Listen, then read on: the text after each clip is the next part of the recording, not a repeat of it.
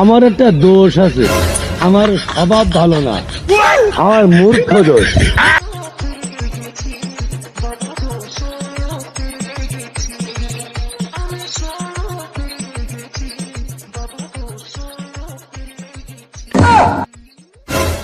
মাল তো মনে বিয়ে করতে রাজি হয় না, হঠাৎ করে কিরাম রাজি হইল আমার জিজ্ঞাসা করতে হবে। ভাই এই পর্যন্ত আপনার বিয়ে করাতে কেউ রাজি করাতে পারিনি, এমন আমিও পারিনি, তো হঠাৎ রাজি হয়ে গেলেন কারণ কি? বিষয়টা তো বুঝলাম না। আচ্ছা আপনার কাজ কি? মেয়ে দেখাই আমাদের বিয়ে পড়াই দেবেন, কিন্তু আমি কেন বিয়ে করব তাও আপনি প্রশ্ন করছেন।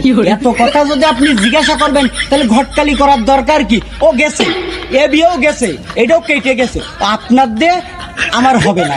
আপনি আমার মেয়ে দেখাতে পারবেন না, ও বিয়েও হবে না, ও গেছে, এবারও কেটে গেছে। আপনি থাকেন, আমি চললাম।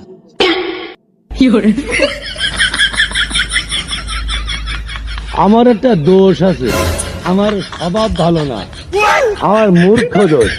আমি যে বিয়ের ঘটকতালি করতে যাই সেই বিয়ে কাটিয়ে যায়, আমার স্বভাব ভালো না।